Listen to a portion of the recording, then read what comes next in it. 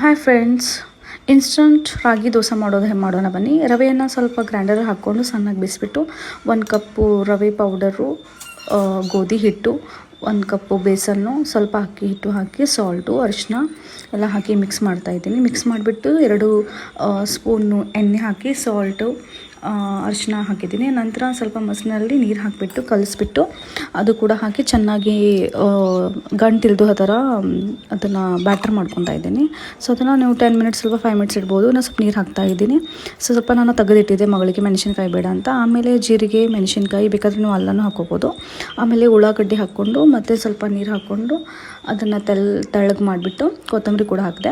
ನಂತರ ತವೆನ ಸ್ವಲ್ಪ ಬಿಸಿ ಮಾಡೋಕ್ಕೆ ಇಡಬೇಕು. ಸೊ ಅದನ್ನು ನೀವು ಕನ್ಸಿಸ್ಟೆನ್ಸಿ ನಿಮ್ಗೆ ಹೇಗೆ ಬೇಕೋ ಹಾಗೆ ಮಾಡ್ಬೋದು. ಸೊ ಫಸ್ಟ್ ನಾವು ಮಾಡಿ ಅದನ್ನು ಇದು ಮಾಡ್ತೀವಿ. ಸೊ ದೋಸೆನ ಇದು ಮಾಡಿ ನಿಮ್ಗೆ ದಪ್ಪ ಬೇಕಾದ್ರೆ ದಪ್ಪ, ತಿಳು ಬೇಕಾದ್ರೆ ತಿಳು, ಅದ್ರ ರೀತಿ ನಾವು ನೀರು ಹಾಕ್ಕೊಂಡು ಮಾಡಿ, ಎಣ್ಣೆ ಬೇಕಾದರೆ ಎಣ್ಣೆ, ಇಲ್ಲದ ಡೈಟ್ ಎಣ್ಣೆ ಕೂಡ ಯೂಸ್ ಮಾಡ್ಬೋದು. ಇದ್ರೊಳಗೆ ಎಲ್ಲ ಇರೋದ್ರಿಂದ ತುಂಬ ಹೆಲ್ದಿಯಾಗಿರುತ್ತೆ, ಮಕ್ಕಳಿಗೆ ಟಿಫಿನ್ಗೂ ಚೆನ್ನಾಗಿರುತ್ತೆ. ಸೊ ಅದು ಹಸಿ ಬಿಸಿ ಆಗಿರೋದಿಲ್ಲ. ಸೊ ಈಗ ನೀವು ಅದನ್ನು ಬೆನ್ನಿ, ಖಾರ ಚಟ್ನಿ, ಮೊಸರು ಚಟ್ನಿ ಜೊತೆ ರೆಡಿ ತಿನ್ಬೋದು. Thank you. ತುಂಬ ಚೆನ್ನಾಗಾಗುತ್ತೆ. ಮಾಡಿ ನೋಡಿ ಹೇಗಿದೆ ಅಂತ ಸ್ವಲ್ಪ ತಿಳಿಸಿ. Thank you.